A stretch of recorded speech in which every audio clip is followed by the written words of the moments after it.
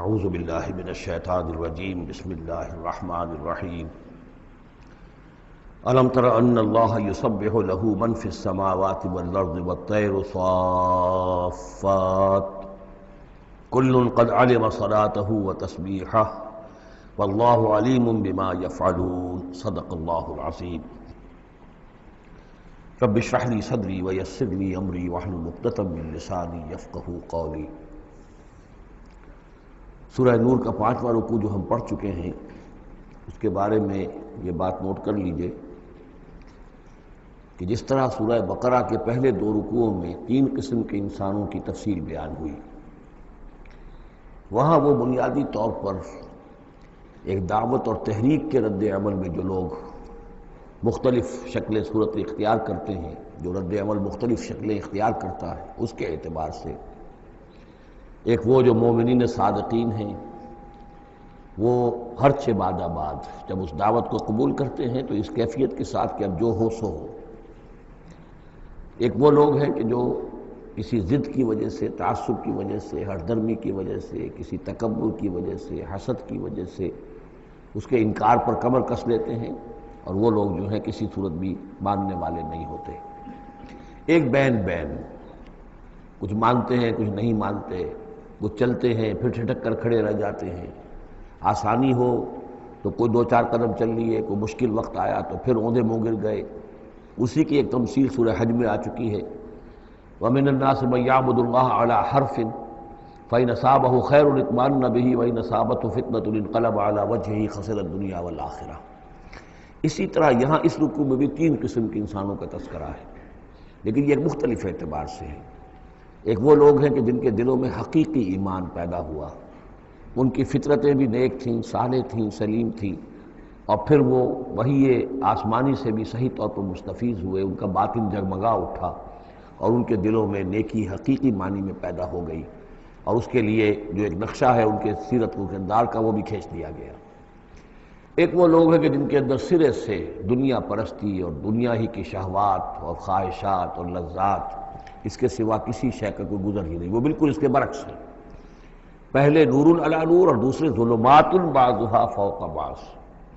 کوئی جھوٹ موٹ کی نیکی بھی نہیں، کوئی ملمے کی نیکی بھی نہیں، ان کا مال ہے تو صرف اپنی ہی عیاشیوں کے لیے ہی، اپنے ہی جو بھی ان کے تعیش ہے اسی میں خرچ ہو رہا ہے۔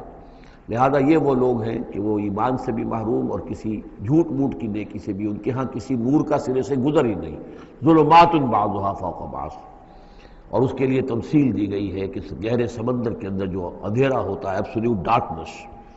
کہ رات بھی ہے، اوپر بادل بھی ہے، اور جو ہے موج پر موج چڑھی ہوئی ہے، تو ایبسلیوٹ ڈارکنس۔ ایک فرینچ امیر البحر تھا جو اسی آیت کو پڑھ کر ایمان لے آیا تھا، اس کی ساری عمر گزری تھی سمندروں کے اندر، اور وہ جانتا تھا کس قسم کی ڈارکنس ہوتی ہے وہاں۔ اس نے کہا کہ پتہ کیا کہ کیا محمد نے صلی اللہ علیہ وسلم کبھی بحری سفر کیے تھے؟ جب اسے معلوم ہوا کہ انہوں نے کبھی بحری سفر کیا ہی نہیں، تو اس نے کہا کہ پھر یہ ثابت ہو گیا کہ یہ اللہ کا کلام ہے، ورنہ یہ تشبیہ جو ہے کوئی شخص اس کو وہ تو دے سکتا ہے کہ جس نے بحری سمندر کیے ہوں اور جس سے اندازہ ہو، اور وہ سمندر کے اندر کبھی اس نے غوطے بھی لگائے ہوں، اور وہ ایبسلیوٹ ڈارکنس کا کانسیپٹ۔ بہرحال یہ دوسری انتہا۔ بیچ میں وہ لوگ ہیں، بین ہیں، کچھ نیکیاں بھی کرتے ہیں، حقیقی ایمان سے محروم ہیں، نہ اللہ پر نہ یوم آخر پر ان کا پختہ ایمان نہیں ہے، لیکن یہ کہ اپنے ضمیر کو مطمئن کرنے کے لیے کچھ نہ کچھ، یا دنیا میں کوئی نام کمانے کے لیے یا کوئی اور شہرت حاصل کرنے کے لیے وہ کچھ نیکیاں کرتے ہیں، تو ان کی نیکیوں کی مثال سراب کسی ہے۔ الم تر ان اللہ یسبح له من فی السماوات والارض، کیا تم دیکھتے نہیں ہو کہ اللہ کی تسبیح کرتی ہے وہ سب چیزیں، وہ سب وہ کرتے ہیں وہ سب جو آسمانوں میں ہے اور جو زمین میں ہے، اور نہ صرف آسمانوں اور زمین میں بلکہ ان دونوں کے مابین جو السماء میں جو ہے، والطیر صافات، اور یہ جو پرندے ہیں جو اپنے پروں کو پھیلائے ہوئے ہیں، یہ بھی اللہ کی تسبیح کر رہے ہیں۔ کل قد علم صلاته وتسبیحہ، ہر ایک کے علم میں ہے، ہر ایک نے جان لی ہے اپنی نماز، اپنی صلاۃ اور اپنی تسبیح۔ یہ وہی بات ہے جو سورہ بنی اسرائیل میں آ چکی ہے، وَإِن مِّن شَيْءٍ إِلَّا يُسَبِّحُ بِحَمْدِهِ وَلَٰكِن لَّا تَفْقَهُونَ تَسْبِيحَهُمْ، کوئی شے نہیں ہے اس کائنات میں جو اللہ کی تسبیح و تحمید نہ کر رہی ہو، لیکن تمہیں اس کا شعور نہیں ہو سکتا۔ واللہ علیم بما یفعلون، اور جو کچھ وہ کرتے ہیں اللہ کے علم میں ہے۔ وَلِلَّهِ مُلْكُ السَّمَاوَاتِ وَالْأَرْضِ، اور اللہ ہی کے لیے ہے آسمانوں اور زمین کی بادشاہی، وَإِلَى اللَّهِ الْمَصِيرُ، اور اللہ ہی کی طرف لوٹ جانا ہے۔ الم تر ان اللہ یسجی سحابا، کیا تم دیکھتے نہیں ہو کہ اللہ تعالیٰ ہانک کر لاتا ہے بادلوں کو؟ کہاں سے ہوائیں لے کر چل رہی ہیں بادلوں کو؟ کہیں تو بے آف بنگال سے وہ اٹھی ہیں مانسون کی ہوائیں، اور کہاں تک پہنچ جاتی ہیں؟ پاکستان تک۔ ان اللہ یسجی سحابا ثم یؤلف بینہ، پھر ان بادلوں کو آپس میں جوڑ دیتا ہے، ثم یجعلہ رکاما، پھر ان کو تہ بر تہ کر دیتا ہے۔ اب یہ تہ بر تہ کا معاملہ جو ہے، دیکھیے ہوائی سفر جس نے کیا ہے اسے اس کا تجربہ ہوتا ہے۔ جب جہاز چڑھتا ہے تب بھی وہ جب بادلوں کے اندر سے گزرتا ہے تو صاف نظر آتا ہے ایک تہ، اس کے بعد پھر خلا ہے، پھر ایک اور تہ، پھر خلا ہے، پھر ایک اور تہ، اترتے ہوئے بھی اسی طریقے سے تہ بر تہ بادل۔ رکامن فتر الودق یخرج من خلالہ، تو تم دیکھتے ہو کہ بارش برستا ہے ان دونوں، ان کے بین بین سے، ان کے بیچ سے برستی ہے بارش، پانی برستا ہے۔ وَيُنَزِّلُ مِنَ السَّمَاءِ مِن جِبَالٍ فِيهَا مِن بَرَدٍ، اور اللہ تعالیٰ اتارتا ہے آسمان سے وہ پہاڑ بھی کہ جن میں وہ اولے ہوتے ہیں، یعنی یہ کہ اولے جو آ رہے ہیں زمین پر تو معلوم ہوتا ہے کہ جیسے ان کے بھی کوئی پہاڑ ہے آسمانوں کے اندر۔ فَيُصِيبُ بِهِ مَن يَشَاءُ، تو اللہ تعالیٰ یہ اولے برسا دیتا ہے جس پر چاہتا ہے، یعنی جس کی کھیتی برباد اللہ کو کرنی ہوتی ہے کسی سبب سے، اس کی کھیتی کے اوپر یہ اولے جا کے برس جاتے ہیں۔ وَيَصْرِفُهُ عَن مَن يَشَاءُ، اور ان کا رخ پھیر دیتا ہے جس سے چاہتا ہے۔ ایسا بھی ہوتا ہے بعض اوقات کہ بالکل ایک کھیت جو ہے وہ بالکل تباہ و برباد ہو گیا ہے، اور برابر کا کھیت بالکل ٹھیک ہے، اس کے اوپر کوئی اولا نہیں گرا۔ یکاد سنا برقہ یذہب بالابصار، اور اس کی جو بجلی کی کوند ہے وہ اس قریب ہے کہ وہ لوگوں کی نگاہوں کو اچک کر لے جائے۔ یقلب اللہ اللیل والنہار، اللہ تعالیٰ عدلتا بدلتا رہتا ہے دن اور رات کو۔ ان فی ذلک لعبرۃ لاولی الابصار، یقیناً اس میں دھیان کرنے کا اور سبق سیکھنے کا اور عبرت حاصل کرنے کا مواد ہے ہوش مندوں کے لیے، آنکھ والوں کے لیے، دیکھنے والوں کے لیے۔ واللہ خلق کل دابۃ من ماء، اور اللہ نے بنائی ہے ہر جاندار چیز اس زمین کے اوپر پانی سے۔ فمنہم من یمشی علی بطنہ، اب ان جانداروں میں سے جو زمین میں اللہ نے بنائے ہیں وہ بھی ہے کہ جو اپنے پیٹ کے بل پر چلتے ہیں، یہ ریپٹائلز جن کو ہم کہتے ہیں، ریپٹائلز ہیں جو اپنے پیٹ کے بل پر چل رہے ہیں۔ منہم من یمشی علی رجلین، اور ان میں وہ بھی ہیں کہ جو دو ٹانگوں پر چلتے ہیں۔ اب ہم بھی انہی میں سے ہیں، اور باقی شمپنزی اور گوریلاز بھی ہیں، اور بھی ایسے ہوں گے کہ جو دو ٹانگوں پر چلتے ہوں۔ وَمِنْهُمْ مَنْ يَمْشِي عَلَى أَرْبَعٍ، سب سے زیادہ کثیر تعداد جو ہے وہ زمینی حیوانات کے اندر ان کی ہے کہ جو چار پر چلتے ہیں۔ یخلق اللہ ما یشاء، اللہ تعالیٰ پیدا کرتا جو چاہتا ہے۔ ان اللہ علی کل شیء قدیر، یقیناً اللہ تعالیٰ ہر چیز پر قادر ہے۔ اب کافی عرصے کے بعد منافقین کا تذکرہ قرآن مجید میں ہو رہا ہے، کیونکہ یہ ہم نے سورہ یونس سے لے کر اور سورہ مومنون تک جو 14 صورتیں پڑھی ہیں ان میں تو سارا معاملہ تھا مشرکین عرب سے، کفار سے، مشرکین سے، ساری بحث ان سے تھی۔ کہیں کہیں گفتگو کا رخ جو ہے وہ اہل کتاب کی طرف ہوئے سخن، بغیر انہیں باضابطہ خطاب کیے ہوئے، اور یا پھر تیسرا خطاب حضور سے ہے ذاتی، اور حضور کی وساطت سے اہل ایمان کے ساتھ، اور ابھی وہاں نفاق کا کوئی اس قسم کا موجود نہیں تھا معاملہ کہ منافقین کے ساتھ کوئی رد و قضا ہوتی۔ لیکن یہ تو چونکہ سورہ نازل ہو رہی ہے سن 6 ہجری میں، یہ گویا کہ یوں سمجھیے کہ عین مدنی جو دور ہے اس کا عین وسط ہے بالکل۔ سن 11 میں حضور کا انتقال ہوا ہے، تو سن 6 یوں سمجھیے کہ ان دونوں کے بالکل وسط کے اندر ہے، یہ بالکل درمیانی دور ہے مدنی دور کا۔ یہاں پر اب تذکرہ ہو رہا ہے منافقین کا۔ لقد انزلنا آیات مبینات، ہم نے نازل کی ہیں روشن آیات۔ واللہ یہدی من یشاء الی صراط مستقیم، اور اللہ تعالیٰ ہدایت دیتا ہے جس کو چاہتا ہے سیدھے راستے کی طرف۔ وَيَقُولُونَ آمَنَّا بِاللَّهِ، اور کچھ لوگ وہ بھی ہیں جو کہتے ہیں ایمان لائے اللہ پر، وبالرسول، اور اللہ کے رسول پر، وَأَطَعْنَا، اور ہم نے اطاعت قبول کی۔ ثُمَّ يَتَوَلَّىٰ فَرِيقٌ مِّنْهُمْ، پھر ان میں سے ایک جماعت جو ہے پیٹھ موڑ کر جاتی ہے، مِن بَعْدِ ذَلِكَ، اس کے بعد، یعنی اب اس کے بعد یہ سب کچھ کہہ کر قول و قرار کر کے اطاعت کا یہاں دم بھر کر جاتے ہیں، لیکن پھر طرز عمل ان کا کچھ اور ہوتا ہے۔ وَمَا أُولَٰئِكَ بِالْمُؤْمِنِينَ، اور یہ لوگ حقیقی مومن نہیں ہیں۔ وَإِذَا دُعُوا إِلَى اللَّهِ وَرَسُولِهِ لِيَحْكُمَ بَيْنَهُمْ، اور جب انہیں پکارا جاتا ہے، بلایا جاتا ہے کہ آؤ اللہ کی طرف اور رسول کی طرف کہ ان کے مابین فیصلے کرے۔ یہ سورہ نساء میں ہم یہ سارے مضامین بڑی تفصیل سے پڑھ چکے ہیں کہ وہ لوگ چاہتے تھے کہ اپنے مقدمات جو ہیں وہ یہودیوں کی عدالت میں لے جائیں، اس لیے کہ حضور کے ہاں انہیں اندیشہ ہوتا تھا کہ یہاں تو حق بالکل صحیح فیصلہ ہو جائے گا۔ تو اس طرح کا جو ان کا کردار تھا، جب انہیں بلایا جاتا ہے اللہ کے اور اس کے رسول کی طرف کہ آؤ کہ وہ فیصلہ کرے تمہارے مابین، اذا فریق منہم معرضون، تو ان میں سے ایک گروہ اور ایک جماعت ایسی ہے جو اعراض کرتی ہے اور کرنی کترا جاتی ہے۔ وَإِن يَكُن لَهُمُ الْحَقُّ يَأْتُوا إِلَيْهِ مُذْعِنِينَ، اور اگر ان کو معلوم ہو کہ حق ہمارے ساتھ ہے، یعنی ہم حق پر ہیں اس مقدمے میں، تو پھر وہ آتے ہیں بڑا یقین کا اظہار کرتے ہوئے، اذعان کے ساتھ اور یقین کے ساتھ اور اپنے ایمان کا اظہار کرتے ہوئے، کیونکہ انہیں یقین ہے کہ ہمارا کیس سچا ہے اور حضور کی عدالت میں ہم جائیں گے تو ہمارے حق میں فیصلہ ہو جائے گا، تو اب کوئی رکاوٹ نہیں۔ یاتوا الیہ مذعنین، خوب یقین کا اعتماد کا اظہار کرتے ہوئے آتے ہیں۔ افی قلوبہم مرض، کیا ان کے دلوں میں روگ ہے؟ ام ارتابوا، یا یہ شکوک میں مبتلا ہو گئے ہیں؟ ام یخافون ان یحیف اللہ علیہم، یا انہیں یہ اندیشہ ہے کہ اللہ تعالیٰ جو ہے ان کے ساتھ ناانصافی کرے گا، ورسولہ، وہ اس کے رسول، بل اولئک هم الظالمون، نہیں بلکہ حقیقت میں یہی ظالم ہیں۔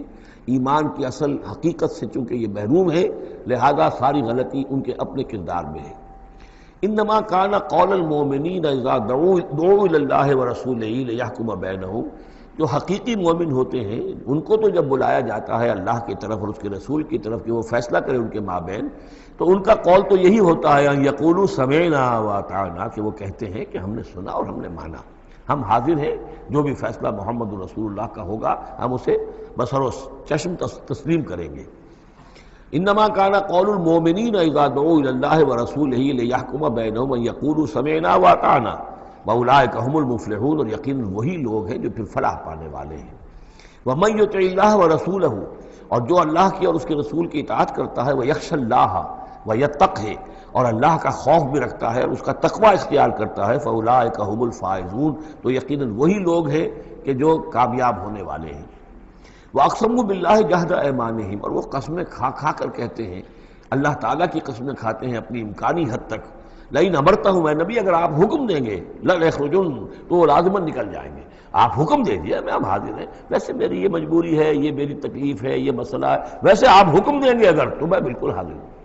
یہ آپ کو اب بھی معلوم ہوگا کہ ہماری جماعتی زندگیوں کے اندر یہ مسئلہ ہوتا ہے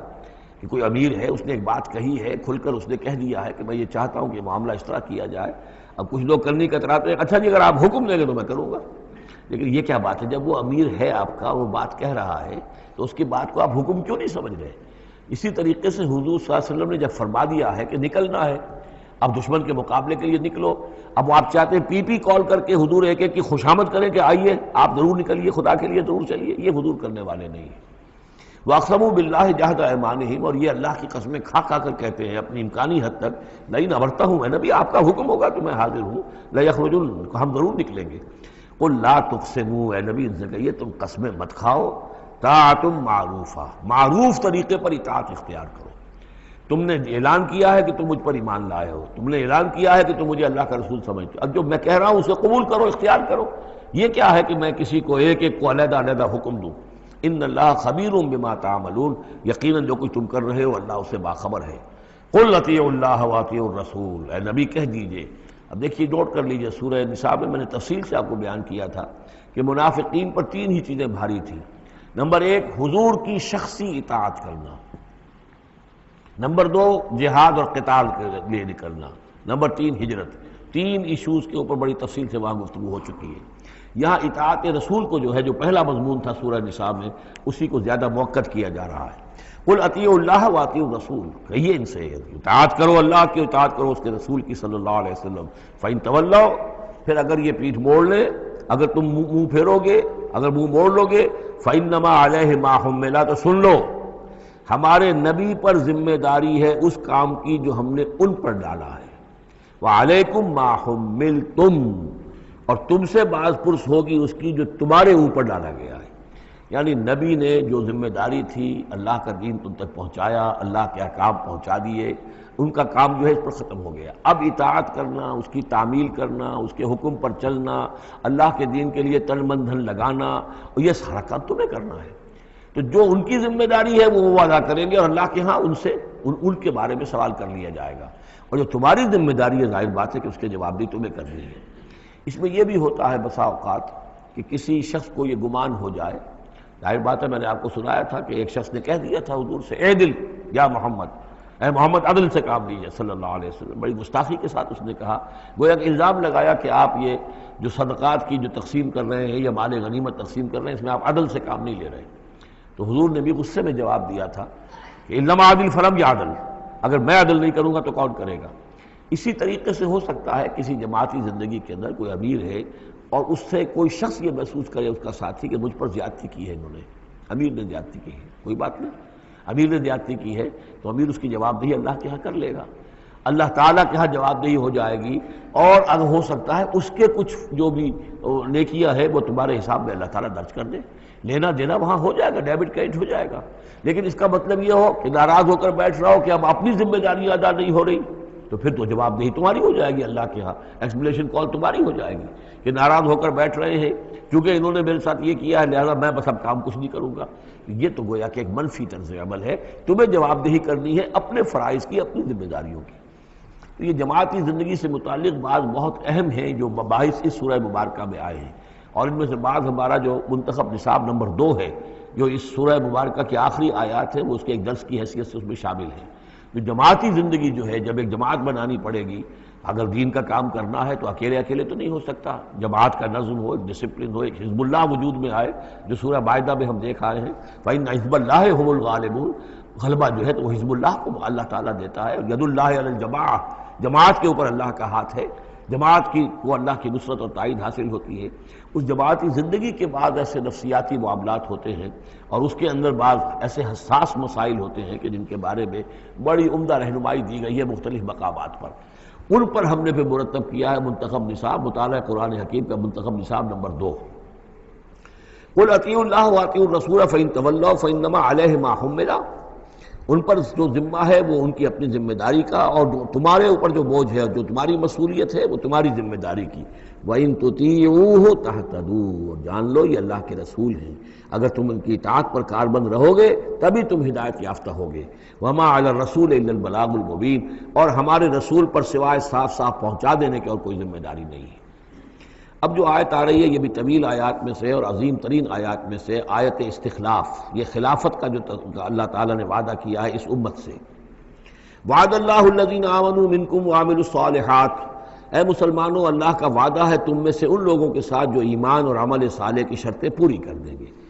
یہ نام کے مسلمان، نسلی مسلمان جو اللہ کے حکم پر چلتے بھی نہ ہوں، اللہ کے احکام کے مطابق عمل نہ کرتے ہوں، دین کے لیے تن من دھن لگانے کو تیار نہ ہوں، ان سے یہ وعدہ نہیں ہے. وعدہ ہے حقیقی اہل ایمان جو ایمان حقیقی کی شرط پوری کرے اور ایمان کے جو عملی تقاضے ہیں ان کو بھی بجا لائیں. وعد اللہ الذین آمنوا منکم وعملوا الصالحات لیستخلفنہم فی الارض. کہ وہ انہیں زمین میں خلافت عطا کرے گا، حکومت عطا کرے گا، غلبہ عطا کرے گا. کما استخلف الذین من قبلہم، جیسے کہ اس نے خلافت عطا کی تھی ان کو جو ان سے پہلے تھے. حضرت داؤد کو، حضرت طالوت کو، حضرت سلیمان کو جو خلافت دی گئی، بعد میں بھی مکابی حکومت قائم ہوئی ہے، اس میں بھی خلافت قائم ہوئی. تو یہ خلافت جیسے پہلے ہم نے دی تھی سابقہ امت مسلمہ کو، ایسے ہی اے امت محمد صلی اللہ علیہ وسلم تمہیں بھی خلافت دی جائے گی، بشرطے کہ ایمان اور عمل صالح کی یہ 2 شرطیں تم پوری کرو. اب یہ خلافت جو ہے اس کو 3 انداز میں یہاں بیان کیا گیا ہے. لَيَسْتَخْلِفَنَّهُمْ فِي الْأَرْضِ، انہیں لازماً خلافت دے گا زمین میں، حکومت دے گا. کما استخلف الذین من قبلہم، جیسے کہ خلافت دی تھی اور حکومت دی تھی ان کو کہ جو ان سے پہلے تھے. ولا یمکنن لہم دینہم الذی ارتضی لہم، اور ان کے اس دین کو زمین میں غلبہ عطا کرے گا، قوت عطا کرے گا، تمکن عطا کرے گا جو اللہ نے ان کے لیے پسند کر لیا ہے. ظاہر بات ہے مسلمانوں کی خلافت ہے تو اس کے معنی کیا ہے؟ اللہ کے دین کا غلبہ ہے. تو بات تو ایک ہی ہے، اللہ کا دین غالب، اس کے کیا معنی ہے؟ مسلمانوں کی خلافت. تو چیز ایک ہی ہے، لیکن یہاں 3 الفاظ لا کر اس کی اہمیت کو نمایاں کیا جا رہا ہے 3 اعتبارات سے. ولا یمکنن لہم دینہم الذی ارتضی لہم. اب یہاں دیکھیے وہی لام مفتوح شروع میں فعل مضارع سے، اور اس کے بعد یہ نون مشدد، یہ سارے وعدے نہایت تاکیدی وعدے ہیں. لَيَسْتَخْلِفَنَّهُمْ فِي الْأَرْضِ كَمَا اسْتَخْلَفَ الَّذِينَ مِن قَبْلِهِمْ وَلَيُمَكِّنَنَّ لَهُمْ دِينَهُمُ الَّذِي ارْتَضَىٰ لَهُمْ. واللہ نے دین کون سا ہے جو پسند کر لیا ہے؟ الْيَوْمَ أَكْمَلْتُ لَكُمْ دِينَكُمْ وَأَتْمَمْتُ عَلَيْكُمْ نِعْمَتِي وَرَضِيتُ لَكُمُ الْإِسْلَامَ دِينًا. یہ آیت ہم پڑھ چکے ہیں سورہ مائدہ میں. اور تیسری بات وَلَيُبَدِّلَنَّهُم مِّن بَعْدِ خَوْفِهِمْ أَمْنًا، اللہ تعالیٰ ان کے خوف کی کیفیت جو ہے اس کو بدل دے گا امن کی کیفیت سے۔ ظاہر بات ہے جب تک کہ مسلمان کمزور تھے ان کے لیے خوف تھا، ابھی ادھر سے حملے کا اندیشہ ہے، ابھی ادھر سے حملے کا اندیشہ ہے، اب فلاں قبیلے کی طرف سے خبر آئی ہے کہ وہ فوجی تیاری کر رہا ہے، فوج کشی کرے گا۔ وہ خوف کی ایک کیفیت تھی جو ہر وقت طاری رہی ہے۔ ایمرجنسی کی کیفیت جو ہے مدینہ منورہ میں یوں سمجھیے کہ پورے 5 برس ایمرجنسی رہی ہے، ہر وقت ہر آن اندیشہ ہوتا تھا، خبریں آ رہی ہیں اب ادھر سے کوئی قبیلہ حملہ کرنے والا ہے، اب یہ مکے میں کوئی ان کی ملاقاتیں ہوئی ہیں، کوئی سازش ہوئی ہے، ابھی کوئی خط چلا گیا ابو عامر راہب کا کوئی مشن ہے، یہ ساری خبریں آتی تھیں۔ لیکن یہ کہ اب اس کے بعد وہ وقت آ جائے گا کہ ان کا جو خوف کی کیفیت ہے بدل جائے گی امن سے۔ یعبدوننی لا یشرکون بی شیئا، میں یہاں اس کو سمجھتا ہوں مستقبل سے متعلق، جب ایسا ہو جائے گا تو پھر وہ میری بندگی کریں گے کہ اس میں کسی شے کی شرک جو ہے گوارا نہیں کریں گے۔ جب تک اللہ کی حکومت نہیں ہے تو ظاہر بات ہے کچھ نہ کچھ شرک تو ہو ہی رہا ہے۔ اب ہم یہاں رہ رہے ہیں، پاکستان میں رہ رہے ہیں، اللہ کا دین تو قائم نہیں ہے، قانون کس کا ہے؟ اللہ کا تو نہیں ہے۔ تو گویا کہ ہم قومی اعتبار سے، اجتماعی اعتبار سے کفر اور شرک میں زندگی بسر کر رہے ہیں۔ ہاں ہمارا اپنا کوئی عقیدہ فرض کیجئے ہے بھی ٹھیک، بالکل مشرکانہ اوہام سے ہم نے اپنے آپ کو پاک کر لیا ہے، اور توحید فی العقیدہ ہماری بالکل صحیح ہے، لیکن سوال یہ کہ ہم اس ملک کے شہری ہیں، اس ملک کا دستور ہے، اس ملک کے اندر جو ہے اللہ کی حکومت اور اللہ کے قانون کی بالادستی نہیں ہے، تو اس کے کیا معنی؟ ہم بھی اس کے شہری ہونے کی حیثیت سے اس میں ملوث ہیں۔ تو یہ ہے کہ یہ توحید کامل اس وقت ہوگی جب یکون الدین کلہ للہ، جب دین کل کا کل اللہ کے لیے ہو جائے گا۔ عملاً توحید کی تکمیل اس وقت ہوگی۔ یعبدوننی، میری بندگی کریں گے، لا یشرکون بی شیئا، اور میرے ساتھ کسی شے کو شریک نہیں کریں گے۔ ومن کفر بعد ذلک فاولئک هم الفاسقون، اور جو اس کے بعد بھی کفر کریں تو پھر وہ تو فاسق ہیں، ناہنجار ہیں، سرکش ہیں۔ اس کے بھی دو معنی ہو سکتے ہیں، جب دین کا غلبہ ہو گیا پھر بھی جو کفر کرے وہ تو معلوم ہوا کہ اس کے اندر خیر سرے سے ہے ہی نہیں۔ ایک یہ ہے کہ باطل کا غلبہ ہے، باطل کے غلبے میں کسی بندہ مومن کے لیے ایمان لانا مشکل ہے، ایمان پر قائم رہنا مشکل ہے، اسلام پر عمل کرنا مشکل ہے۔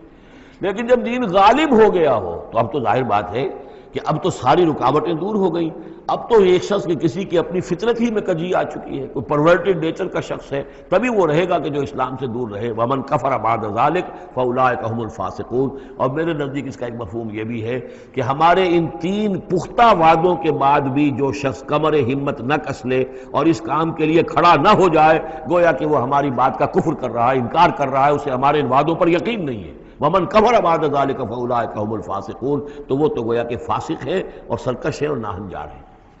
اس آیت کو ذہن میں رکھیے، اور اس حدیث کو آج میں چاہتا ہوں کہ اس کا متن بھی آپ کو سنا دوں کہ اس کی خبر دی ہے محمد رسول اللہ صلی اللہ علیہ وسلم نے۔ تاریخی اعتبار سے تو یہ نوٹ کر لیجئے، یہ سن 6 ہی کے اندر، ابتدائی میں سن 6 کے یہ آیت نازل ہوئی، سن 6 ہی میں صلح حدیبیہ ہو گئی، انا فتحنا لک فتحا مبینا، گویا کہ اس آیت کا جو مصداق ہے وہ ظاہر ہونا شروع ہو گیا۔ سن 7 میں غزوہ خیبر ہوا، اللہ نے بہت بڑا مال غنیمت مسلمانوں کو دیا۔ سن 8 میں مکہ فتح ہو گیا۔ سن 9 میں موپنگ اپ آپریشن ہو گیا، اعلان کر دیا گیا حج کے اندر کہ آئندہ سے یہاں کوئی مشرک نہیں آئے گا، اور اب تمہارے لیے اتنی مہلت ہے، کوئی معاہدہ قائم نہیں رہے گا، جو معاہدے ہیں میعادی ان کی میعاد ختم ہوتے ہی معاہدہ ختم، اور جن کی میعاد کوئی نہیں تھی ان کے لیے ہم 4 مہینے کی میعاد مقرر کر رہے ہیں کہ اس کے بعد کوئی معاہدہ کسی مشرک سے نہیں ہے، جب یہ مدت ختم ہو جائے گی قتل عام شروع ہو جائے گا۔ تو یہ تو اللہ تعالیٰ کی طرف سے جزیرہ نما عرب کے اندر دین کی تکمیل ہو گئی، خلافت قائم ہو گئی، اللہ کی حکومت قائم ہو گئی۔ جیسے حضرت داؤد خلیفہ تھے، یہاں حضرت محمد خلیفہ ہیں صلی اللہ علیہ وسلم، اس لیے کہ حاکم اب کون ہے؟ حضرت محمد صلی اللہ علیہ وسلم۔ اپنی زندگی میں تو حاکمیت جو بھی ہے آپ کے پاس ہے۔ اس کے بعد خلافت راشدہ میں پھر یہ خلافت کہاں سے کہاں پہنچی وہ آپ کو معلوم ہے، لیکن پھر ریورسل شروع ہو گیا۔ لیکن وہ حدیث میں آپ کو سنا رہا ہوں، حضرت نعمان بن بشیر سے مروی ہے رضی اللہ تعالیٰ عنہ، اور مسند احمد بن حنبل میں یہ روایت ہے کہ حضور نے یہ فرمایا صلی اللہ علیہ وسلم، تکون النبوۃ فیکم ما شاء اللہ ان تکون، مسلمانوں تمہارے مابین نبوت موجود رہے گی جب تک اللہ چاہے گا کہ رہے، یعنی میں موجود رہوں گا بنفس نفیس تمہارے مابین جب تک اللہ چاہے گا۔ ثم یرفع اللہ اذا شاء یرفعها، پھر اللہ تعالیٰ اس کو اٹھا لے گا جب چاہے گا، نبوت کو اٹھا لے گا، یعنی میرا انتقال ہو جائے گا، تو ایک دور جو ہے وہ ختم ہو جائے گا۔ فرمایا ثم تکون خلافتا علی منہاج النبوہ، پھر خلافت ہوگی نبوت کے نقش قدم پر، نبوت ہی کے طریقے پر، ٹھیک وہی نظام جو محمد عربی صلی اللہ علیہ وسلم نے قائم کیا تھا، بعین ہی، ایک بال کے فرق کے بغیر وہ نظام جو کا تو قائم رہے گا، خلافت علی منہاج النبوہ۔ فتکون ما شاء اللہ وان تکون، یہ بھی رہے گا جب تک اللہ چاہے گا یہ دور۔ ثم یرفع اللہ اذا شاء یرفع، پھر اس دور کو بھی اللہ اٹھا لے گا جب اللہ چاہے گا۔ ثم تکون ملکا عاضا، پھر ملوکیت کا دور آئے گا، اور وہ کاٹ کھانے والی ملوکیت ہوگی، کاٹ کھانے والی ملوکیت، ظالم ملوکیت، اور یہ بھی رہے گا جب تک اللہ چاہے گا، پھر اللہ اس کو بھی اٹھا لے گا۔ پھر چوتھا دور آئے گا ثم تکون ملکا جبریا، پھر غلامی کی ملوکیت ہوگی، یعنی یہ دور جو ہمارا گزرا ہے کولونیل دور، پہلے یہ کہ ملوک تھے، بادشاہ تھے، چاہے وہ بنو عباس میں تھے یا بنو امیہ میں سے تھے، یا یہ کہ ترک تھے، مسلمان تو تھے، کلمہ گو تو تھے، ان میں کوئی کوئی نہ اچھا بھی ہوتا تھا، بہت اچھے لوگ بھی تھے، برے لوگ بھی تھے، لیکن مسلمان تو تھے، کلمہ گو تو تھے۔ لیکن چوتھا دور آیا کہ کہیں ہم انگریزوں کے غلام ہو گئے، کہیں ہم ولندیزیوں کے غلام ہو گئے، کہیں ہم فرانسیسیوں کے غلام ہو گئے، کولونیل پاورز۔ تو ہماری تو ملکہ معظمہ جو ہے ملکہ وکٹوریہ تھی، 1857 سے تو ہم ان کی رعایا بن گئے تھے، اس سے پہلے تو جو بھی تھی بہرحال ایسٹ انڈیا کمپنی جو تھی، لیکن یہ کہ بعد میں تو ہم براہ راست تاج برطانیہ کے غلام تھے۔ یہ چوتھا دور ہے جو تقریباً یوں سمجھیے کہ ابھی نصف میں پہنچا ہے، اس اعتبار سے کہ اگرچہ براہ راست وہ جو حکومتوں کا جو ہے جو یہاں پر تھا، جو بساط بچھی ہوئی تھی، وہ لپیٹ دی گئی ہے، لیکن ابھی مالیاتی اعتبار سے ریموٹ کنٹرول سے وہی قوتیں ہیں کہ جو آج بھی کنٹرول کر رہی ہیں ہمیں، یہ ریموٹ کنٹرول ہے۔ ابھی یہ چوتھا دور ختم نہیں ہوا ہے، پہلے یہ براہ راست آکوپیشن اور اپنی حکومتیں، اپنی فوجیں لا کر، اب یہ ہے کہ اس کے بغیر بائی پراکسی، چاہے ہمارے ہی آدمی بیٹھے ہوئے ہیں، لیکن اصل میں سارا جو ہے یہ مالیاتی جو ہے استعمار ہے، ایک نیا عالمی استعمار ہے۔ لیکن یہ استعمار جو ہے اس طرح کا کولونیل رول نہیں ہے کہ انگریز موجود ہیں، ان کی فوج موجود ہے، یا فرانسیسی فوج موجود ہے، یا اطالوی فوج موجود ہے، بلکہ یہ تو IMF اور ورلڈ بینک کا نظام ہے اس کے تحت، اور ملٹی نیشنل کمپنیوں کی۔ لیکن جو چوتھی جو خوشخبری کی بات ہے وہ یہ ہے کہ حضور نے فرمایا بالآخر یہ چوتھا دور بھی ختم ہو جائے گا، اور خوشخبری یہ ہے کہ ثم تکون خلافتا علی منہاج النبوہ، پھر دور آئے گا خلافت علی منہاج النبوہ کا۔ ثم سکت رسول اللہ صلی اللہ، اس کے بعد حضور خاموش رہے، اس لیے کہ اس کے بعد پھر دنیا کے خاتمے کا معاملہ ہے۔ وہ خاتمے کے بارے میں عرض کر چکا ہوں، ایک طویل عرصے تک تو پوری دنیا میں وہ خلافت علی منہاج النبوہ رہے گی، گلوبل، اس لیے کہ حضور نے یہ بتا دیا ہے کہ اب جب یہ خلافت علی منہاج النبوت کا نظام آئے گا تو کل روئے ارضی پر ہوگا۔ مسلم شریف میں روایت ہے، یہ حضرت صوبان حضور کے ایک آزاد شدہ غلام تھے، جیسے کہ حضرت زید ابن حارثہ بھی حضور کے غلام تھے، آپ نے آزاد کر دیا تھا، اسی طرح حضرت صوبان بھی ہے، مولا ان صوبان مولا رسول اللہ صلی اللہ علیہ وسلم۔ اس میں روایت کیا ہے، حضور نے فرمایا ان اللہ زوالی الارض، اللہ نے میرے لیے ساری زمین کو لپیٹ دیا یا سکیڑ دیا، فرائے تو مشارقہا و مغاربہا، تو میں نے سارے مشرق دیکھ لیے زمین کے، سارے مغرب دیکھ لیے، وَإِنَّ أُمَّتِي سَيَبْلُغُ مُلْكُهَا مَا زُوِيَ لِي مِنْهَا، اور میری امت کی حکومت ان تمام علاقوں پر قائم ہو کر رہے گی جو اس طرح زمین کو سکیڑ کر یا لپیٹ کر مجھے دکھا دیے گئے۔ اور یہ روایت صحیح مسلم کی ہے۔ اسی طرح کی ایک اور حدیث ہے حضرت مقداد بن الاسود سے رضی اللہ تعالی عنہ کہ اس روئے ارضی پر کوئی گھر اور کوئی خیمہ نہیں بچے گا، یعنی سیٹلڈ جو علاقے ہیں جہاں گھر ہیں، شہر ہیں، گھر بنے ہوئے ہیں، مکان بنے ہوئے ہیں، یا نومیڈک ٹرائبز جہاں بھی ہیں کہ وہ اپنے خیمے لے کے ادھر سے ادھر جاتے رہتے ہیں، نہ کوئی گھر بچے گا نہ خیمہ جس میں اللہ کا دین داخل نہ ہو جائے، بعز عزیز اور ذل ذلیل، یا تو یہ کہ گھر اور خیمے والا اسلام قبول کرے گا، اسلام اس کے گھر میں داخل ہوگا، اس کا بھی اعزاز ہوگا، اور یا وہ گھر والا اسلام قبول نہیں کرے گا لیکن اسلام کی بالادستی جو ہے تسلیم کرنی پڑے گی۔ یؤت الجزیۃ عن ید وہم صاغرون، یہ جو ہم پڑھ آئے ہیں سورہ توبہ کے اندر، تو گویا کہ اس کے گھر میں بھی اسلام تو آ گیا لیکن وہ بدبخت جو ہے اسلام کی نعمت سے اور اس کے اعزاز سے محروم رہا۔ یہ ہے وہ خبر کہ جو ہے صحیح احادیث ہیں، اور یہ منطقی طور پر بھی سمجھ لیجئے کہ قرآن مجید میں یہ بات واضح کر دی گئی کہ حضور کو بھیجا گیا غلبہ دین کے لیے، 3 دفعہ فرمایا، سورہ توبہ میں ہم پڑھ چکے ہیں، 2 مرتبہ آگے اور آنا ہے، هو الذی ارسل رسولہ بالہدی ودین الحق لیظہرہ علی الدین کلہ، اور 5 مرتبہ فرمایا کہ حضور کو بھیجا گیا پوری نوع انسانی کے لیے۔ اس کی سب سے نمایاں اور سب سے جو لوگوں کے اندر عام طور پر معروف آیت ہے وہ یہ ہے وَمَا أَرْسَلْنَاكَ إِلَّا كَافَّةً لِلنَّاسِ بَشِيرًا وَنَذِيرًا، ویسے ہم پڑھ آئے سورہ انبیاء میں وَمَا أَرْسَلْنَاكَ إِلَّا رَحْمَةً لِلْعَالَمِينَ، اس کا بھی مفہوم یہی ہے، تمام جہان والوں کے لیے ہم نے بھیجا ہے آپ کو رحمت بنا کر، اور ہم نے نہیں بھیجا ہے محمد آپ کو مگر پوری دنیا کے لیے، پوری نوع انسانی کے لیے بشیر اور نذیر بنا کر۔ ان دونوں کو جوڑیں تو اس کا منطقی نتیجہ بھی یہ ہے کہ حضور کی بعثت کا مقصد مکمل ہوگا ہی اس وقت جبکہ کل عالم انسانیت پر دین حق غالب ہو جائے، اور یہ ہو کر لینا ہے۔ وَمَنْ كَفَرَ بَعْدَ ذَلِكَ فَأُولَٰئِكَ هُمُ الْفَاسِقُونَ وَأَقِیمُوا الصَّلَاةَ وَآتُوا الزَّکَاةَ، اور نماز قائم کرو اور زکوٰۃ ادا کرو، وَأَطِیعُوا الرَّسُولَ لَعَلَّکُمْ تُرْحَمُونَ، رسول کی اطاعت کرو تاکہ تم پر رحم کیا جائے۔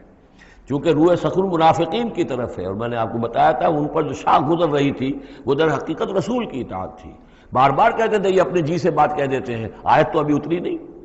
ابھی کوئی آیت تو آئی نہیں، قرآن میں تو ابھی یہ حکم آیا نہیں، یہ معاملہ جو ہے ان کو شاخ گزر رہا تھا حضور کی اطاعت۔ وَأَقِیمُوا الصَّلَاةَ وَآتُوا الزَّکَاةَ، اور نماز قائم کرو اور زکوٰۃ ادا کرو، وَأَطِیعُوا الرَّسُولَ لَعَلَّکُمْ تُرْحَمُونَ، اور اللہ رسول کی اطاعت کرو تاکہ تم پر رحم کیا جائے۔ لَا تَحْسَبَنَّ الَّذِينَ كَفَرُوا مُعْجِزِينَ فِي الْأَرْضِ، یہ کافر یہ نہ سمجھیں کہ وہ اللہ کو تھکا دیں گے یا ہرا دیں گے اس زمین میں، وَمَأْوَاهُمُ النَّارُ، ان کا ٹھکانہ آگ ہے، وَلَبِئْسَ الْمَصِيرُ، اور بہت برا ٹھکانہ ہے۔ یا ایھا الذین آمنوا لیستأذنکم الذین ملکت ایمانکم، اب وہی جو سماجی احکام کچھ دیے گئے تھے کہ اذن لیے بغیر تم داخل نہ ہو گھر میں، اور اس طرح کے آداب جو ہیں معاشرتی ان کے ضمن میں مزید احکام آ رہے ہیں۔ یہ سورہ مبارکہ کی ترتیب یہ ہے، یوں سمجھیے کہ جیسے کوئی انگوٹھی ہو اور بڑا سا ہیرا جو ہے لگا ہوا دونوں طرف جو ہے وہ اس کا پتلے سائڈ سے یا ہار ہے، اور اس کے نیچے جو ہے درمیان میں کوئی بڑا ہیرا ہے، دوسری طرف موتی ہے، اس کے بالکل وسط میں 5واں رکوع ہے یہ اللہ نور السماوات والارض مثل نورہ کمشکاۃ فیہا مصباح، اور آیت نمبر 35 وہ عظیم کوہ نور ہیرے کے مانند ہے۔ پھر دونوں طرف جو ہے یہ مضامین ہیں، کچھ ادھر ہیں سماجی احکام، کچھ ادھر ہیں سماجی احکام، اور اس طریقے سے یہ ایک عظیم بہت خوبصورت ہار کی شکل بن گئی۔ لیستأذنکم الذین ملکت ایمانکم، چاہیے کہ جو تمہارے غلام ہیں اور باندیاں ہیں وہ بھی اجازت لے کے اندر داخل ہوا کریں۔ والذین لم یبلغوا الحلم، اور وہ لوگ بھی تمہارے کہ جو کہ ابھی وہ بالغ نہیں ہوئے ہیں وہ بچے بھی، منکم ثلاث مرات، 3 اوقات دن رات کے ایسے ہیں کہ جن میں خاص طور پر جو پرائیویسی کا اہتمام ہونا چاہیے، اور اس میں یہ کہ کوئی بھی اجازت لیے بغیر بچے بھی نہ جائیں۔ من قبل صلاۃ الفجر، ایک تو فجر کی نماز سے قبل، وحین تضعون ثیابکم من الظہیرۃ، اور جو تم ظہر کے وقت ظہیرہ جس کو کہتے ہیں، اپنے کپڑے ذرا اتار کے سستاتے ہو، قیلولہ کرتے ہو، ہلکے کپڑوں کے اندر انسان لیٹتا ہے۔ ومن بعد صلاۃ العشاء، اور نماز عشاء کے بعد۔ ثلاث عورات لکم، یہ 3 اوقات تمہارے پردے کے اوقات ہیں، یہ تمہاری خاص پرائیویسی کے اوقات ہیں۔ لیس علیکم ولا علیہم جناح بعدہن، ان کے علاوہ عام حالات میں کوئی حرج نہیں ہے، بعدہن کہ وہ یعنی وہی تمہارے ملازم ہیں، تمہارے غلام ہیں یا باندیاں ہیں، یا اسی طریقے سے تمہارے بچے ہیں، طوافون علیکم بعضکم علی بعض، وہ آئیں جائیں گھروں کے اندر، ظاہر بات ہے کہ اس کمرے میں آئے ہیں اس میں گئے ہیں، اس میں کوئی حرج نہیں ہے کہ وہ آئیں جائیں اور پھریں۔ کذالک یبین اللہ لکم الآیات، اسی طرح اللہ تعالیٰ تمہارے لیے اپنی آیات واضح کر رہا ہے، واللہ علیم الحکیم، اور اللہ تعالیٰ علیم اور حکیم ہے۔ وَإِذَا بَلَغَ الْأَطْفَالُ مِنْكُمُ الْحُلُمَ، اور جب تمہارے بچے جو ہیں جو لڑکے ہیں وہ بھی بالغ ہو جائیں، انہیں سب سمجھ آ جائے جو بھی معاملات ہیں دونوں شوق کے، فَلْيَسْتَأْذِنُوا كَمَا اسْتَأْذَنَ الَّذِينَ مِنْ قَبْلِهِمْ، تو پھر وہ بھی اذن لے کر اسی طرح داخل ہوا کریں جیسے کہ پہلا حکم آیا تھا کہ اذن لیے بغیر گھر میں داخل نہ ہو۔ کذالک یبین اللہ لکم آیاتہ، اس طرح اللہ تعالیٰ تمہارے لیے اپنی آیات کو واضح کر رہا ہے، واللہ علیم الحکیم، اللہ علیم اور حکیم ہے۔ والقواعد من النساء اللاتی لا یرجون نکاحا، اور وہ عورتیں تمہارے میں سے، تمہاری خواتین میں سے کہ جو اب بیٹھ رہی ہوں، یعنی لا یرجون نکاحا، اب وہ نکاح کی امیدوار نہ ہوں، ایک خاص عمر سے گزر چکی ہیں، اب کوئی نکاح وغیرہ کرنے کا سوال نہیں ہے، بیوہ ہیں یا کچھ اور جو بھی معاملہ ہے، لیکن یہ کہ بہرحال اب معمر ہو چکی ہیں، فلیس علیہن جناح ان یضعن ثیابہن، تو ان کے اوپر کوئی حرج نہیں ہے کہ وہ جو اپنے اضافی کپڑے ہیں وہ اتار دیا کریں، یعنی بڑی چادر لے کر ہی نکلنا ان کے لیے وہ لازم نہیں ہوگا، یا اگر اپنے گھروں کے اندر بیٹھ کر وہ جو اوڑھنیاں ہیں ان کو بکل مارنے کی جو ان کی پابندی دوسری خواتین پر ہے اس میں ان کے لیے ڈر بھی ہو سکتی ہے، اس لیے کہ اب وہ اس عمر سے گزر چکی ہیں۔ والقواعد من النساء اللاتی لا یرجون نکاحا فلیس علیہن جناح ان یضعن ثیابہن غیر متبرجات بزینہ، لیکن ان کی نیت یہ نہ ہو کہ وہ اپنی زینت کو وہ ظاہر کریں اور لوگوں کی نگاہوں میں لائیں، نیت کا معاملہ جو ہے وہ دوسرا ہے۔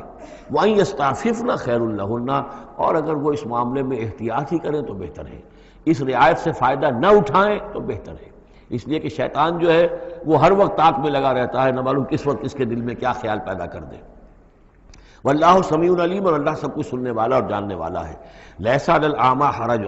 اب چونکہ یہ جو احکام دیے جا رہے تھے تو اس معاشرے کے اندر ایسا بھی تھا کہ کسی خاندان کے ساتھ کچھ لوگ جو ہیں بیچارے، کوئی لنگڑا ہے، کوئی اندھا ہے، اپنے برادری کا ہے، اپنی رشتہ داروں میں سے، وہ بھی گھر میں رہ رہا ہے، وہ اپنی کوئی آزاد جو معاش اور آزاد جو ہے کوئی معاشرتی حیثیت کا اہل نہیں ہے، تو اب ان کے لیے کیا ہوگا؟ کیا یہ ساری پابندیاں جو ہیں اسی طریقے سے ان کے اوپر بھی پوری طریقے سے عائد کی جائیں گی؟ تو ان کے ضمن میں کہا جا رہا ہے کہ وہ اگر تمہارے گھروں میں رہیں تو کوئی حرج نہیں ہے۔ لیس علی الاعمی حرج، کوئی کسی اندھے کے اوپر کوئی حرج نہیں ہے، کوئی تکلیف نہیں ہے، ولا علی الاعرج حرج، اور نہ ہی کسی لنگڑے پر، ولا علی المریض، اور نہ بیمار پر حرج، ولا علی انفسکم، نہ تمہارے اوپر کوئی اس میں کوئی تنگی ہے، ان تاکلوا من بیوتکم و بیوت آبائکم، کہ تم کھانا کھایا کرو اپنے گھروں سے، اپنے باپوں کے گھروں سے، اور بیوت امہاتکم، یا اپنی ماؤں کے گھروں سے، اور بیوت اخوانکم، اپنے بھائیوں کے گھروں سے، اور بیوت اخواتکم، یا اپنی بہنوں کے گھروں سے، اور بیوت اعمامکم، یا اپنے چچاؤں کے گھروں سے، اور بیوت عماتکم، یا اپنی پھوپھیوں کے گھروں سے، اور بیوت اخوالکم، یا اپنے ماموؤں کے گھروں سے، اور بیوت خالاتکم، یا اپنی خالاؤں کے گھروں سے، او ما ملکت مفاتحہ، یا یہ کہ جس کی کنجیاں تمہارے ہاتھ میں ہے، کارخانہ ہے، اس کے مالک ہی تم ہو، وہاں جاؤ اور وہاں پر جا کر کھانا پینا ہو تو کھاؤ، او صدیقکم، یا تمہارے اپنے دوست ہیں اس کے گھر سے، لیس علیکم جناح ان تاکلوا، کوئی حرج نہیں ہے تم پر اس میں، ان تاکلوا جمیعاً، کہ سب مل کر کھاؤ، او اشتاتا، یا علیحدہ علیحدہ کھاؤ۔ اس کو خواہ بعض لوگوں نے عورتوں اور مردوں کے اوپر وہ جو ہے اس کا انطباق کر دیا ہے کہ چاہیں تو عورت اور مرد مل کر کھائیں اور چاہیں تو وہ علیحدہ علیحدہ کھائیں۔ یہاں مراد یہ ہے کہ بسا اوقات ایسے مواقع پر انتظار میں بڑی دقت ہوتی ہے، جیسے آج کل آپ کو معلوم ہے کہ ولیمہ ہے اور ٹائم دے رکھا ہے 9 بجے کا اور 12 بج رہے رات کے، لڑکی والے تو آئے نہیں، اس لیے ولیمہ ہو نہیں سکتا، بیٹھے ہوئے لوگ سوکھ رہے ہیں، کیا ضرورت ہے؟ جو آئے ہیں وہ کھائیں اور جائیں۔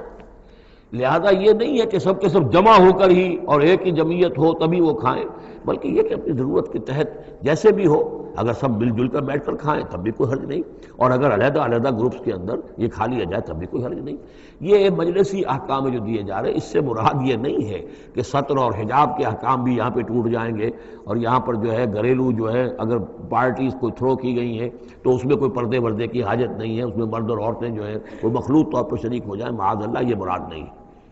فَإِذَا دَخَلْتُمْ بُيُوتًا فَسَلِّمُوا عَلَىٰ أَنفُسِكُمْ، پھر جب تم گھروں میں داخل ہو تو اپنے آپ پر سلام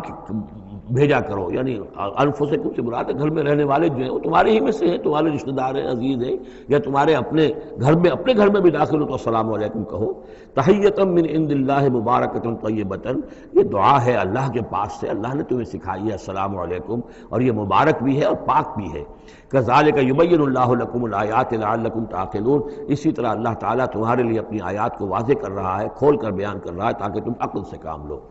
اب آخری جو رکوع ہے اس کا، اس سورہ مبارکہ کا، اور اس کی کل 3 آیات ہیں، یہ خالص جماعتی زندگی،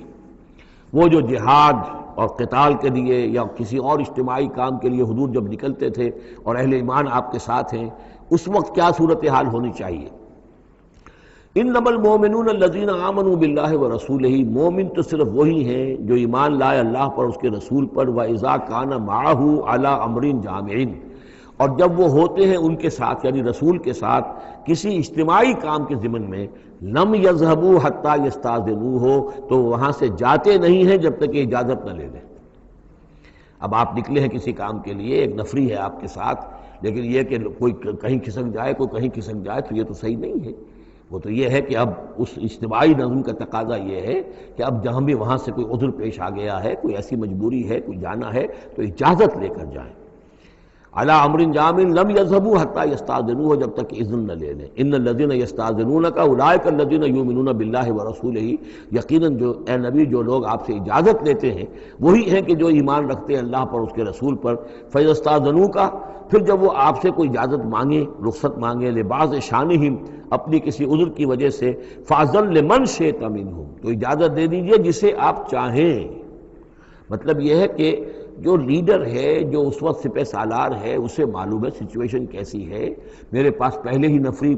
میرے پاس کوئی اضافی نفری ہے جس میں سے میں کسی کو ریلیو کر سکتا ہوں، یا پہلے ہی میرے پاس کم نفری ہے، اس میں کسی اور کی کمی جو ہے وہ اور زیادہ خطرناک ہو جائے گی نتائج کے اعتبار سے۔ لہذا یہ نہیں ہے کہ صاحب میں نے اجازت طلب کی تو مجھے اجازت ملنی چاہیے، یہ نہیں، اجازت کیا ہوئی پھر؟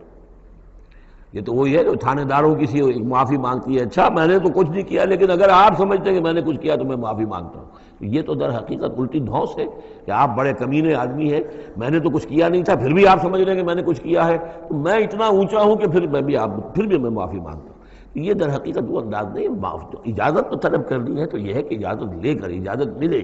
اور یہ اختیار جو ہے پھر اے نبی آپ کو ہے کہ آپ چاہے تو اجازت دیں۔ فاذن لمن شئت منہم واستغفر لہم اللہ،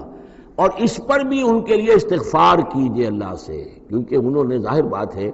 اپنے کسی ذاتی کام کو زیادہ اہمیت دی ہے اس اجتماعی کام سے۔ یہ اجتماعی کام نبی کا ذاتی نہیں ہے، یہ دین کا کام ہے، اللہ کے دین کا کام ہے۔ دین کو غالب کرنا فرض منصبی اللہ کی طرف سے ہے ان پر، لہذا اس کے لیے تم ان کے ساتھ نکلے ہو۔ لہذا یہاں پر جو ہے اب اگر تم نے اپنے ذاتی کام کو اس دین کے کام سے اہم تر سمجھا ہے تبھی تو یہاں سے رخصت لے کر جا رہے ہو۔ یہ خود ایک ہلکی بات ہے، گویا کہ تم نے دین کے کام کو کم تر سمجھا ہے اللہ کے کام اپنے کام سے، اور اس کو اہمیت زیادہ دی ہے۔ لہذا استغفار، اے نبی ان کے لیے استغفار کیجئے، واستغفر لہم اللہ، اور ان کے لیے استغفار کیجئے، ان اللہ غفور الرحیم، یقیناً اللہ تعالیٰ غفور الرحیم ہے۔ ایک بات البتہ نوٹ کر لیجئے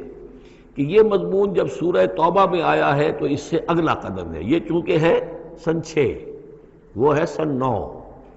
3 سال میں فرق کیا واقع ہوا؟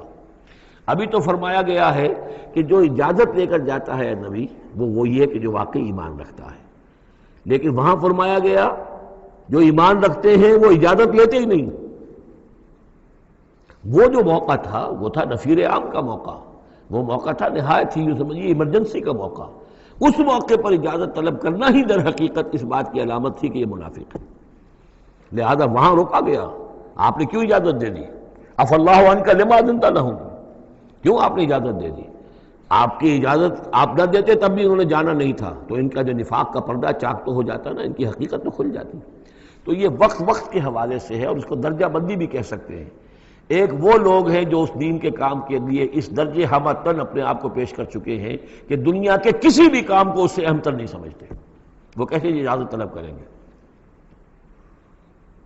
اس سے نچلا درجہ ہے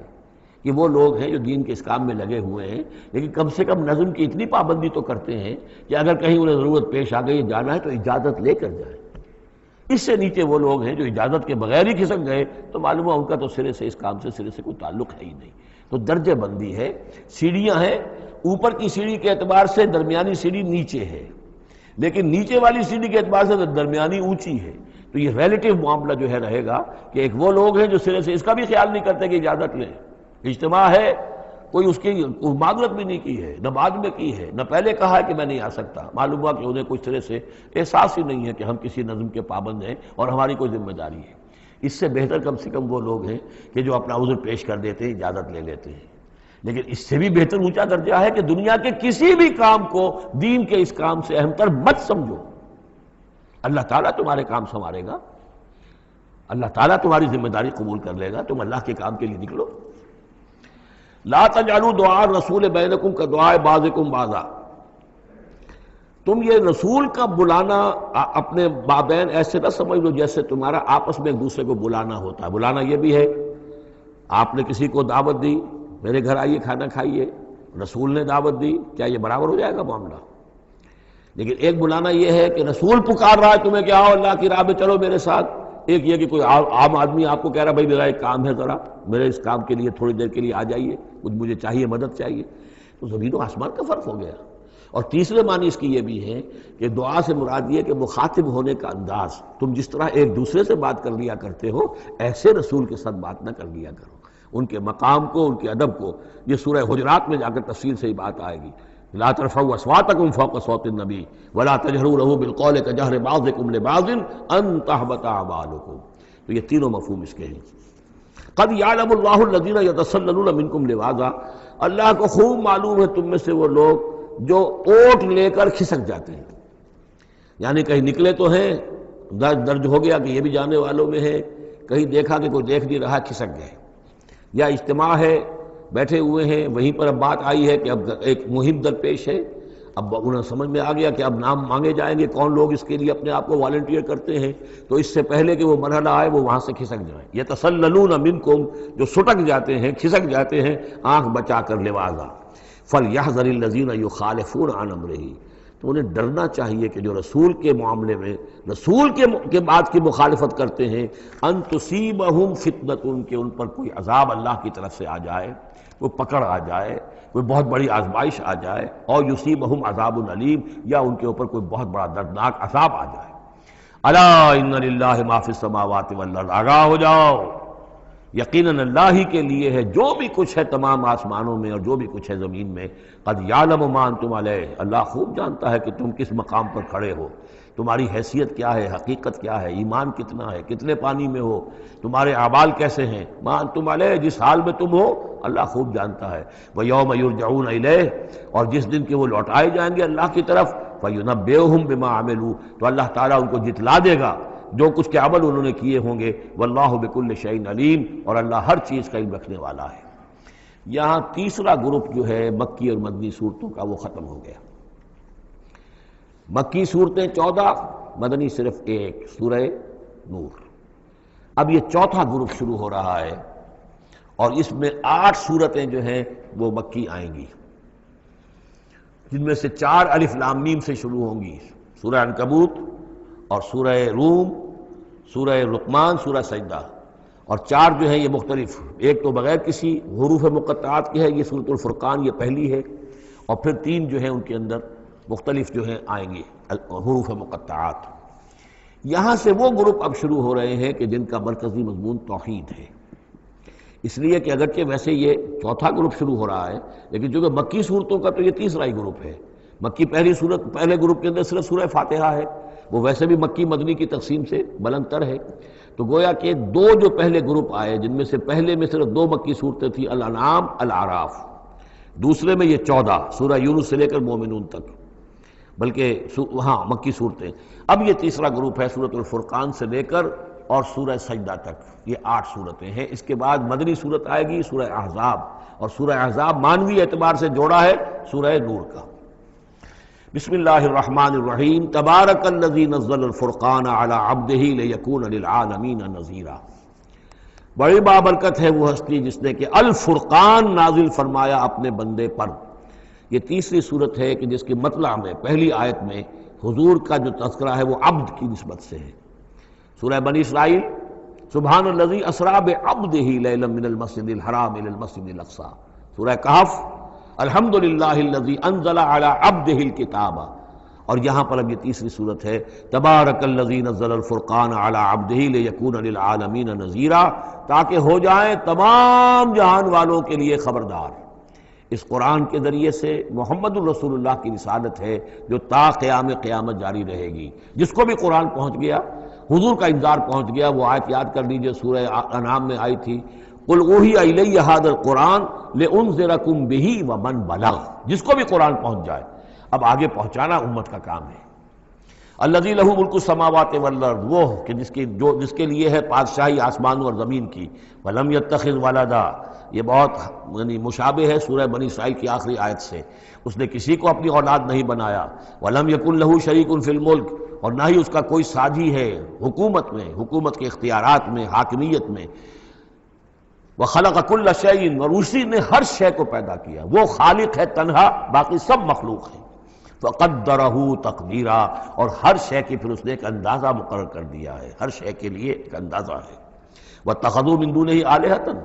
اور انہوں نے اختیار کر لیے ہیں اس کے سوا ایسے آلہہ، ایسے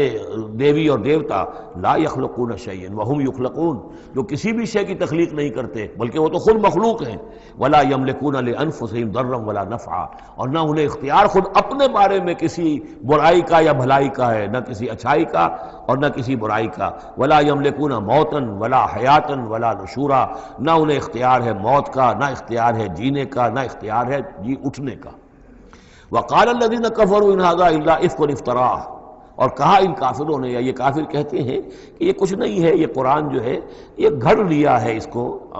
اس محمد نے صلی اللہ علیہ وسلم، ان ہذا نہیں ہے یہ الا افک و افترا ہو، بلکہ ایک افک ہے، گھڑی ہوئی شے ہے جس کو کہ گھڑ لیا ہے اس نے، وَعَانَهُ عَلَيْهِ قَوْمٌ آخَرُونَ، اور اس میں مدد کی ہے اس کی کچھ اور لوگوں نے۔ یعنی محمد کو یہ ساری معلومات تو نہیں ہو سکتی تھی، لیکن یہ کہ کچھ اور لوگ ہیں، کوئی نہ کوئی اس نے بنا رکھا ہے، کوئی پینل ہے کہ جو ان کو یہ ساری مدد دے رہا ہے اس تصنیف کے اندر اس کتاب کی۔ قومن آخرون فقط جاؤ ظلم و زورا، تو انہوں نے بڑی ہی ظلم پر اور بڑے جھوٹ کے اوپر کمر کس لی ہے، انہوں نے اتنی ایسی بڑی باتیں جو کہی ہیں، یہ گویا کہ بہت بڑا جھوٹ ہے اور بہت بڑا افتراء ہے۔ وقالوا اساطیر الاولین، وہ کہتے ہیں کیا ہے یہ پرانے قصے ہیں، پرانی باتیں ہیں، اکتتبھا، یہ انہوں نے لکھوا لیے ہیں کسی اور سے۔ اکتتبھا، کتب یکتب لکھنا، اکتتاب باب افتعال ہوگا، کسی سے کچھ لکھوا لینا، اکتتبھا، انہوں نے لکھوا لی ہیں چیزیں، فہی تملی علیہ بکرۃ واصیلا، اور یہ ان کو پھر ڈکٹیٹ کرائی جاتی ہیں، املا کرائی جاتی ہیں صبح شام۔ صبح شام کوئی آتا ہے، کوئی شخص ان کو بتاتا ہے، وہ پھر یہ یاد کر لیتے ہیں، اور صبح شام جو کچھ بھی آتا ہے اس کو پھر آ کے ہمیں سناتے ہیں، دھونس جماتے ہیں کہ وہی آئی ہے۔ قل انزلہ الذی یعلم السر فی السماوات والارض، کہہ دیجئے اسے نازل کیا ہے اس ہستی نے جو جانتا ہے ہر چھپی ہوئی شے کو آسمانوں کی اور زمین کی، انہ کان غفورا رحیما، یقیناً وہ بخشنے والا اور رحیم ہے۔ وقالوا ما لہذا الرسول، اور وہ کہتے ہیں یہ کیسا رسول ہے، کیا ہوا اس رسول کو، کہتا ہے کہ میں رسول ہوں، یاکل الطعام، لیکن کھانا کھاتا ہے، ویمشی فی الاسواق، اور بازاروں میں چلتا پھرتا ہے۔ کہیں کوئی چیز آپ خریدتے بھی ہوں گے اپنے گھر کے معاملات کے اندر، یا اس سے پہلے تو آپ کاروبار بھی کیا کرتے تھے، یہ بازاروں میں ہماری طرح چلتا پھرتا ہے، کھانا اس کو کھانے کی حاجت ہوتی ہے، یہ کیسے رسول ہو گیا؟ لولا انزل الیہ ملک، کیوں نہیں کوئی بھیجا گیا ان کی طرف کوئی فرشتہ ہوتا، اڑتا ہوا پروں کے ساتھ وہ نیچے آتا ان کے پاس اور وہ کہتا یہ اللہ کے رسول ہیں، فیکون معہ ظہیرا نذیرا، اور وہ ان کے ساتھ ہوتا، آگے آگے چلتا ان کے، ہٹو بچو جیسے چلتے ہیں یہ اللہ کے رسول آ رہے ہیں، اور وہ خبردار کرتا ہے لوگوں کو ان کے ساتھ مل کر۔ اور یلقی الیہ کنز، یہ وہی باتیں جو سورہ بنی اسرائیل میں آ چکی ہیں، یا ان کو دے دیا گیا ہوتا، ان پر ڈال دیا گیا ہوتا، آسمان سے گر پڑتا ان پر ایک خزانہ، او تکون لک جنت یاکل منہا، یا پھر ان کے لیے ایک باغ بنا دیا جاتا ہے یہاں اس مکے کی سرزمین میں، وادی غیر ذی زرع میں، جس سے یہ بفراغت کھاتے اطمینان سے، ان میں سے میوے ان کو ملتے۔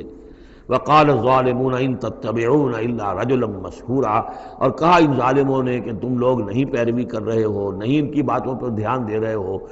کہ جو ہیں صرف ایک سحر زدہ شخص ہے، ان پر تو کوئی جادو ہو گیا ہے، یا کوئی آسیب ان پر آ گیا ہے، تاکہ ان کو یہ نظر آتا ہے کہ کوئی آیا ہے فرشتہ، حقیقت میں کوئی نہیں ہوتا، یہ سحر زدہ شخص ہے۔ انظر کیف ضربوا لک الامثال، اے نبی دیکھیے یہ کیسی مثالیں آپ کے لیے بیان کر رہے ہیں، فضلوا، تو وہ بھٹک گئے ہیں، گمراہ ہو گئے ہیں، فلا یستطیعون سبیلا، اور اب ان کے لیے ممکن نہیں ہے کہ سیدھے راستے پر آئیں، اس لیے کہ اب یہ اس پر اڑ جائیں گے، ضد کریں گے۔ یہ میں آپ کو بتا چکا ہوں، یہ جو دو گروپ اب آ رہے ہیں جو ہم پڑھ رہے ہیں، جن میں سے یہ پہلا گروپ ہے جس کی پہلی صورت ہے، یہ درمیانی 4 سالوں کی صورتیں ہیں، 12 برس ہیں مکی دور کے۔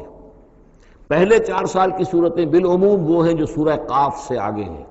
2 گروپ ہیں وہ آخر میں، منزل 1 ہے، سورہ قاف سے آگے منزل 1 ہے، گروپ 2 ہیں مکی مدنی صورتوں کے، وہ ہیں جو ابتدائی 4 سال کے ہیں۔ یہ 2 ہیں کہ جو درمیانی 4 سالوں کے، جو ہم پڑھ چکے ہیں 16 صورتیں، 2 انعام و اعراف اور 14 سورہ یونس سے لے کر مومنون تک، یہ ہیں آخری 4 سالوں کی، تو یہ درمیانی 4 سال ہیں۔ تبارک الذی ان شاء جعل لک خیرا من ذلک، بڑی بابرکت ہے وہ ہستی ہے نبی، اگر وہ چاہے تو جو چیزیں یہ کہہ رہے ہیں اس سے کہیں زیادہ بہتر چیزیں آپ کے لیے ابھی فراہم کر دی جائیں۔ یہ تو بڑا زور لگا لگا کر کچھ چیزیں کہہ رہے ہیں، ہم ان سے کہیں زیادہ بہتر چیزیں آنے واحد میں آپ کے لیے پیدا کر سکتے ہیں۔ تبارک الذی ان شاء جعل لک خیرا من ذلک جنات تجری من تحتها الانہار، ایسے باغات، ایک باغ نہیں، باغات کے سلسلے پیدا کر دیں جن کے نیچے نہریں بہتی ہوں گی، ویجعل لک قصورا، اور آپ کے لیے ایک نہیں کئی قصر، کئی محل ہم تعبیر فرما دیں۔ لیکن یہ کہ بل کذبوا بالساعہ، اصل میں یہ انکاری ہے آخرت کے، یہ انکاری ہے قیامت کے، یہ انکاری ہے بعث بعد الموت کے۔ وَأَعْتَدْنَا لِمَنْ كَذَّبَ بِالسَّاعَةِ سَعِيرًا، اور جنہوں نے قیامت کا انکار کیا ہے، بعث بعد الموت کا انکار کیا، ان کے لیے ہم نے ایک جہنم کا، آگ کا عذاب تیار کر رکھا ہے۔ اذا رأتهم من مکان، بعید، جب وہ جہنم دیکھے گی ان کو کہ یہ میرے شکار آ رہے ہیں، اب یہ آ رہے ہیں کہ جن کو میرے اندر جھونکا جائے گا، دور سے وہ دیکھے گی کہ آ رہے ہیں، سمعوا لہا تغیظا وزفیرا، تو وہ سنیں گے اس کی آواز کہ جیسے بھوکا شیر داڑ رہا ہو، جھجلائے گی اور چلائے گی کہ جلد از جلد انہیں میرے اندر جھونک دیا جائے۔ وَإِذَا أُلْقُوا مِنْهَا مَكَانًا ضَيِّقًا، اور جب وہ پھینک دیے جائیں گے اس میں ایک بڑے تنگ مکان میں، تنگ جگہ میں، مقرنین، اور وہ زنجیروں میں جکڑے ہوئے ہوں گے، دعوا هُنَالِكَ ثُبُورًا، اس وقت پھر وہ موت کی دعا کریں گے، ہائے موت آ جائے کسی طرح، ہم نسیہ منسیہ کر دیے جائیں، ہمارا یہ زندگی کا سلسلہ جو ہے شعور ختم ہو جائے۔ لَا تَدْعُوا الْيَوْمَ ثُبُورًا وَاحِدًا، تب کہا جائے گا اب آج ایک موت نہ مانگو، وَادْعُوا ثُبُورًا كَثِيرًا، بہت سی موتیں مانگو۔ اب موت آئے گی نہیں، مانگتے رہو موت، لیکن یہ ہے کہ اب تمہاری یہ زندگی جو ہے تاکہ تمہیں یہ جلن مسلسل رہے، یہ عذاب جو ہے اس کی تخفیف میں، اس کے اندر کوئی شدت میں تخفیف نہ ہو، لہذا موت آ کے تمہیں چھٹکارا نہیں دلائے گی۔ قُلْ أَذَٰلِكَ خَيْرٌ أَمْ جَنَّةُ الْخُلْدِ الَّتِي وُعِدَ الْمُتَّقُونَ، کہیے کہ کیا یہ انجام بہتر ہے یا وہ باغ، وہ جنت، رہنے کی جنت جو جس کا وعدہ کیا گیا ہے متقی بندوں سے، کانت لہم جزاء و مصیرا، اور وہ ان کے لیے ہوگی بدلہ اور ان کے لوٹ جانے کی جگہ، لہم فیہا ما یشاؤون خالدین، ان لوگوں کے لیے وہاں ہر وہ شے ہوگی جو وہ چاہیں گے اور اس میں رہیں گے ہمیشہ ہمیشہ، کان علی ربک وعدا مسئولا، اور یہ تو وعدہ ہے تیرے رب کا جس کے لیے وہ ذمہ دار ہے۔ اب یاد کیجئے وہ دعا جو سورہ آل عمران کے آخر میں آئی تھی، ربنا وآتنا ما وعدتنا علی رسلک ولا تخزنا یوم القیامہ، پروردگار جو تو نے وعدے اپنے رسولوں کے ذریعے سے ہم سے کیے تھے ان کو پورا فرما۔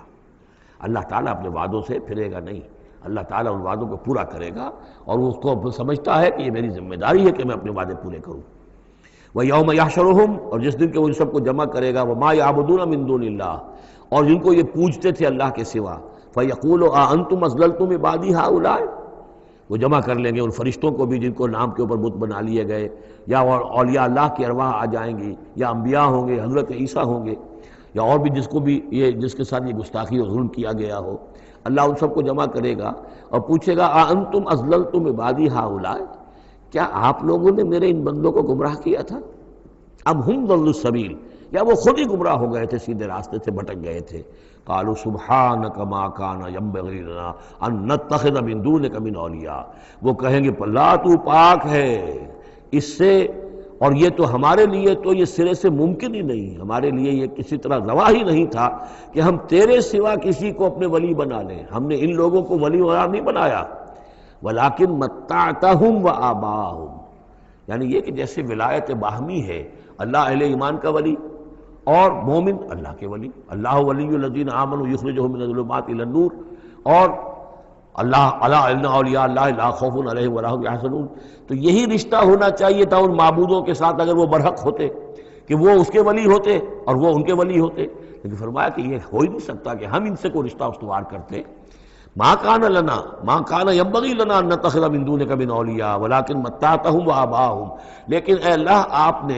آپ نے اس کو ان کو سامان دیا، ساز و سامان انہیں اور ان کے آباء و اجداد کو، اور ان کو فراوانی دی، دولت دی، حیثیت دی، حتیٰ نسوا ذکر، یہاں تک کہ وہ ذکر کو بھول گئے، یاد دہانی کو بھول گئے، ہدایت کو بھول گئے جو ان کو دی گئی تھی۔ وَكَانُوا قَوْمًا بُورًا، اور یقیناً یہ بڑے تباہ ہونے والے لوگ تھے۔ فَقَدْ كَذَّبُوكُمْ، اب اللہ کہے گا ان لوگوں سے دیکھو بھائی تمہارے جو معبود جن کو تم سمجھتے تھے انہوں نے تو تمہیں جھٹلا دیا، بما تقولون، جو تم کہہ رہے ہو تمہاری بات انہوں نے رد کر دی۔ فَلَا تَسْتَطِيعُونَ صَرْفًا وَلَا نَصْرًا، تو اب نہ تم لوٹا سکتے ہو اس بات کو اور نہ ہی کوئی مدد ہو سکتی ہے۔ وَمَن يَظْلِم مِّنكُمْ نُذِقْهُ عَذَابًا كَبِيرًا، اور جو کوئی بھی تم میں سے گنہگار ہے اب تو اسے بہت بڑا عذاب مل کر رہے گا۔ وَمَا أَرْسَلْنَا قَبْلَكَ مِنَ الْمُرْسَلِينَ إِلَّا إِنَّهُمْ لَيَأْكُلُونَ الطَّعَامَ، اور اے نبی آپ پہ اعتراض کر رہے ہیں کہ یہ کیسے نبی ہے کھانا کھاتے ہیں، ہم نے نہیں بھیجا آپ سے پہلے مرسلین کو، رسولوں کو، الا انہم لیاکلون الطعام، مگر یہ کہ وہ کھانا کھاتے تھے، وہ یمشون فی الاسواق، وہ بھی بازاروں میں چلتے پھرتے تھے، وجعلنا بعضک لبعض فتنہ، ہم نے ایک کو بعض لوگوں کو بعض کے لیے فتنہ بنا دیا ہے، آزما رہے ہیں۔ اتصبرون، تو اے مسلمانوں اب تم ثابت قدم رہو، صبر کرو۔ وکان ربک بصیرا، اور یقیناً آپ کا پروردگار دیکھ رہا ہے۔ بارک اللہ لی ولکم فی القرآن العظیم ونفعنی وإیاکم بالآیات والذکر الحکیم۔